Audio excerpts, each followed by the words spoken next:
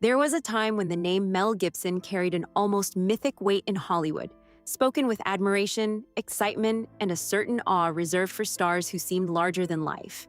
He wasn't merely an actor appearing in successful films, he was an embodiment of intensity, masculinity, and emotional fire. When audiences watched him charge into battle in Braveheart or portray spiritual suffering in The Passion of the Christ, they weren't just seeing performances, they were witnessing a man who appeared to give everything of himself to the screen.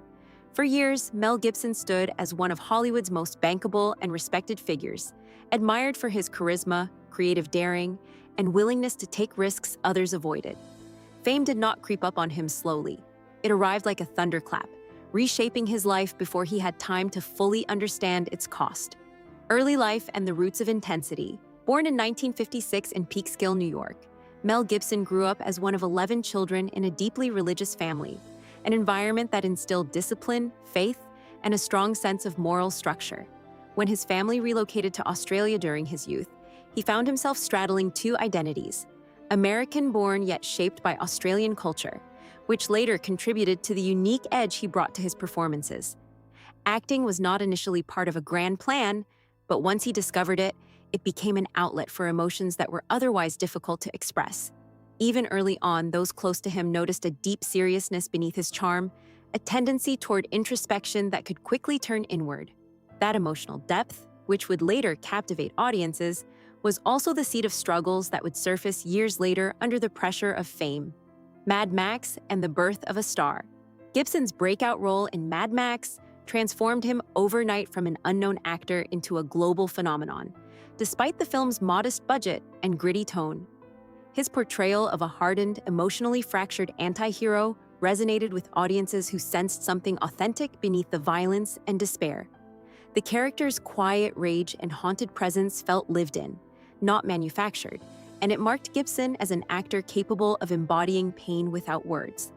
With Mad Max, he didn't just gain recognition, he gained an identity in the public imagination, one that associated him with raw power and emotional volatility.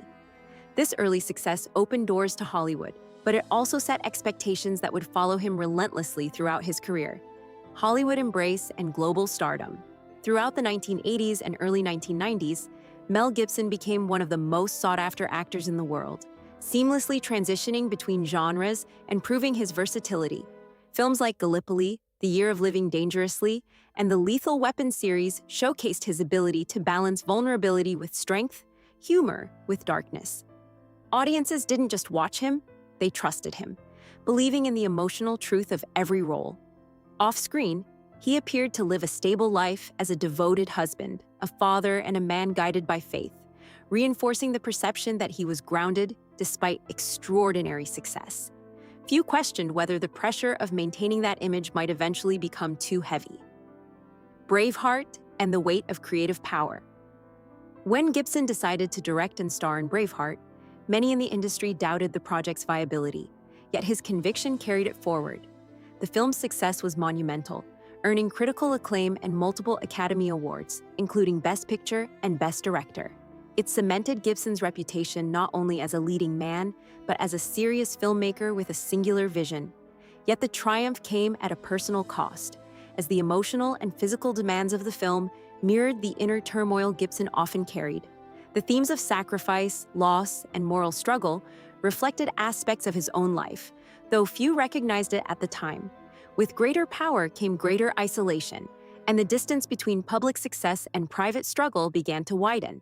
Independence, faith, and controversy following Braveheart, Gibson sought greater creative independence by founding Icon Productions, allowing him to pursue projects driven by personal passion rather than studio demands. This freedom led to The Passion of the Christ, a deeply personal and faith-driven film that sparked intense global debate. While the film achieved enormous financial success and moved many viewers, it also placed Gibson at the center of cultural and religious controversy.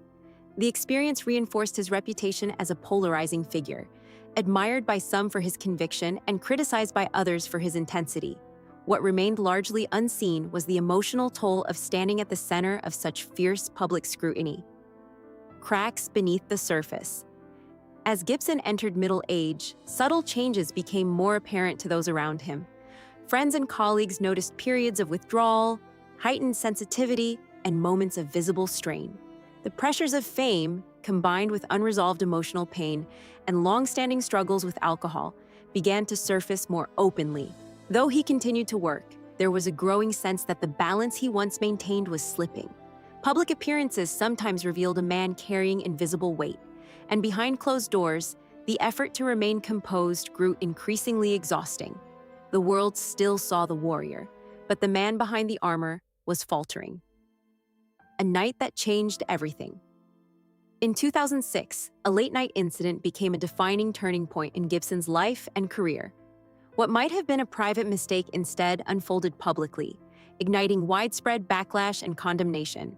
The fallout was immediate and severe, reshaping public perception almost overnight. Studios distanced themselves, projects disappeared, and long-standing admiration gave way to disappointment and anger. Gibson later acknowledged his long battle with addiction and sought help, but the damage to his reputation was profound. For the first time, the world saw not a heroic figure, but a deeply flawed human being struggling under the weight of his own actions.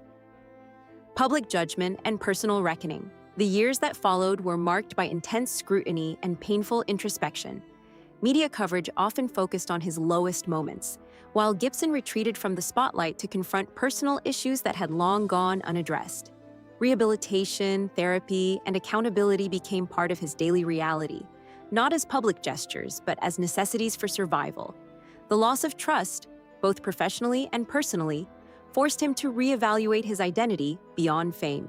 It was a humbling process, stripping away illusions of invincibility and leaving behind a man forced to reckon with the consequences of his behavior. The long road back. Despite diminished visibility, Gibson never fully stopped working. He accepted smaller roles, collaborated quietly, and gradually rebuilt professional relationships through consistent effort rather than public appeals. Redemption did not arrive quickly, nor was it guaranteed. Trust in Hollywood, once broken, is slow to mend, and Gibson understood that no apology could instantly undo years of pain. Instead, he focused on discipline, self-reflection, and maintaining sobriety, recognizing that personal growth mattered more than public approval. Hacksaw Ridge and A Quiet Return. In 2016, Gibson returned to directing with Hacksaw Ridge, a film rooted in themes of faith, courage, and redemption. Its critical success surprised many and reminded audiences of his undeniable talent behind the camera. The film's recognition marked a cautious turning point, not a full restoration, but a moment of acknowledgement that artistic ability and personal failure can coexist. The applause, while respectful, was measured, reflecting an industry still grappling with how to reconcile his past with his present. Living with a complicated legacy today, Mel Gibson exists in a space defined neither by complete rejection nor full acceptance. He continues to work selectively, mentor younger filmmakers, and spend time with his family, choosing a quieter life removed from constant public attention. Those who know him describe a man changed by experience, more reflective, less driven by ego, and acutely aware of the harm caused by his past actions. His faith remains central, though now tempered by humility and doubt, qualities that suggest a man still learning how to forgive himself. Aging, reflection, and acceptance. At 70, Gibson no longer commands the industry as he once did, and perhaps he no longer seeks to. The relentless pace of fame has given way to introspection, and the roles he takes reflect that shift. There is a sense of stillness in his later years, tinged with regret, but also with resilience. He understands that some losses cannot be undone, that certain chapters remain permanently altered, yet he continues to move forward rather than surrender to bitterness. What his story teaches us, Mel Gibson's journey, is not simply a tale of downfall, nor is it a clean redemption story. It is a human story, marked by talent, pain, mistakes, accountability, and endurance. It challenges the idea that greatness guarantees wisdom, or that failure defines a person forever. His life illustrates how unresolved struggles can quietly grow beneath success, and how public judgment often overlooks the complexity of personal battles. A man, not a myth. Beyond the headlines and history, Mel Gibson remains what he has always been beneath the fame. A man capable of brilliance and error, conviction and contradiction. His story resonates because it reflects something deeply human, the struggle to live with one's past while still believing in the possibility of meaning. Whether remembered as a cinematic legend, a controversial figure, or a cautionary tale, his life reminds us that no one is immune to inner conflict.